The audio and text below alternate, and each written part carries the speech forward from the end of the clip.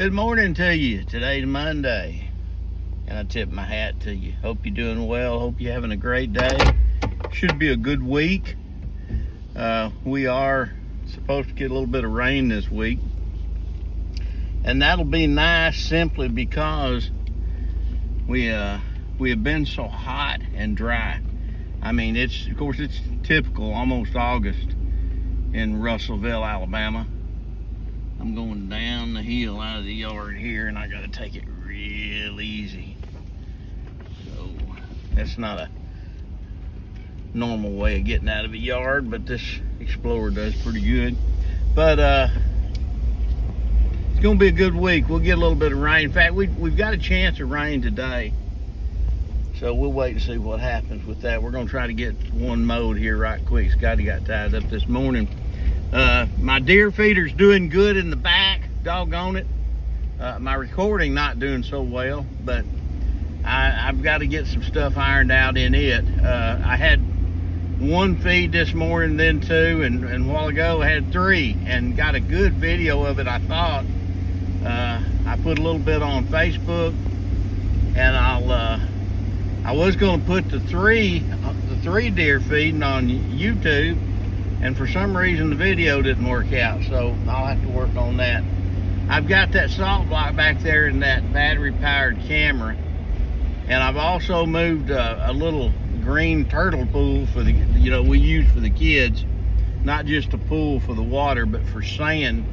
And I'm going to fill it up with water. But the thing that I'm seeing that I have to do with these deer is I have to, just like any other animal, they have to get used to their environment. They're a little skittish about stuff when you change stuff up. I think humans are like that to a degree also. But they're just now getting used to that pool there. I want to fill it up with water, but I'd love for it to naturally fill from the rain. But I think I'm going to have to fill it up with water.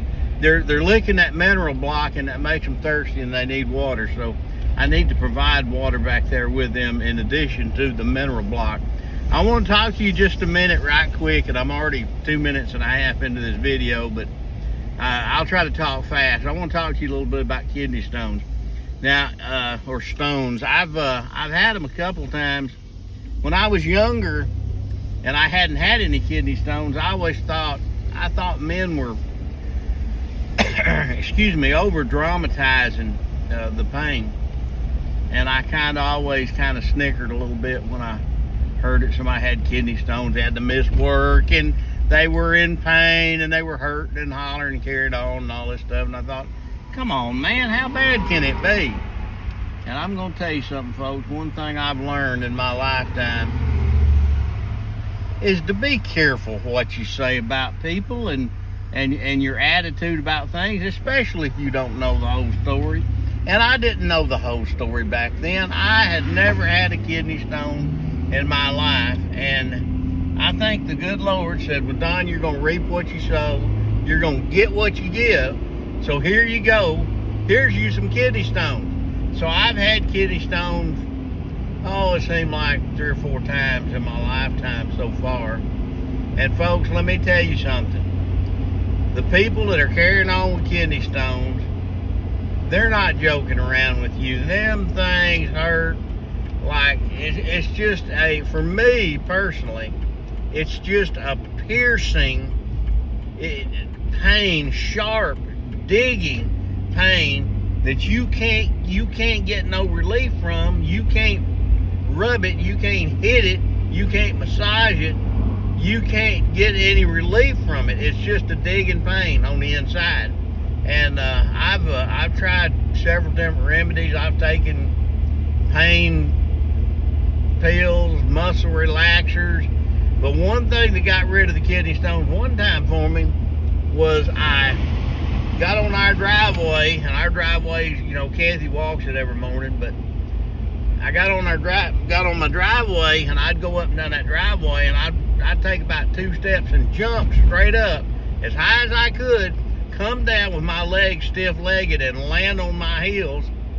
And what I was plainly trying to do, I was trying to jar that kidney stone through that little ureter, I'm probably not pronouncing that correctly, tube to get it from the kidney to the bladder, because that's when you have the pain, is when it's moving through that little tube. That tube is not big enough for most of those stones to go through. Of course, you have stones go through all the time. Most of them are so small you never know it. You get one with a jagged edge or something, it's going to tear that little tube up as it's going through, and it is terribly painful. Tell you this one more story, and then I'll close this thing down. I know you got other things to do besides listen to me. Go to the kidney. We go to the emergency room one time with kidney stones many years ago, and Kathy was driving. I wasn't in any kind of shape to drive, and I think I had a van in GMC Safari van, I think it was. And she was going down the road there, doing the best she could, trying to appease me, and I'm in pain and hard and carrying on to a certain degree. And you're kind of short-tempered with the people that you love when you're in pain. You shouldn't be like that, but I was, and I remember telling her that she wasn't going fast enough to get me to that emergency room to get me some relief. So she told me, she said, I am doing the best that I can. So I remember what I said to her. I said, well, hon, I said, just pull over and let me out. I said, I'll run beside the van because I believe that I can get there before you're going to. And I thought, I reflect on that and think about saying stuff like that. That's just a terrible thing to say to somebody that's trying to help you, but I did. Got to the emergency room, and a lot of people come in emergency rooms and they're in pain. They're hurting. Now, some of them come for different reasons. They might come because they want something for pain. They're not necessarily in pain, but they want something for pain. So I know that all the people, or some of the people that work in those emergency rooms, they suspect everybody, and I think they suspected me.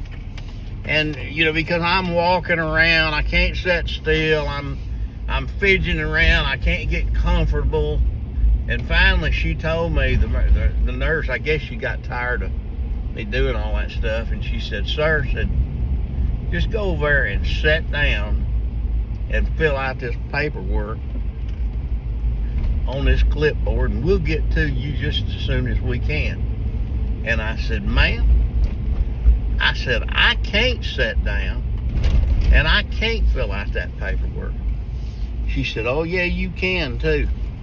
So I proceeded to do what she said. I went over there and sat down, started filling out the paperwork. In less than 1 minute, I stood up and threw up all over that floor there because I was hurting so bad and couldn't get the relief. So when you're making a judgment on somebody, on their pain, be real careful what you say, think, and do, because if you hadn't had it, folks, you don't know what it's like. You can't have that empathy that you should have.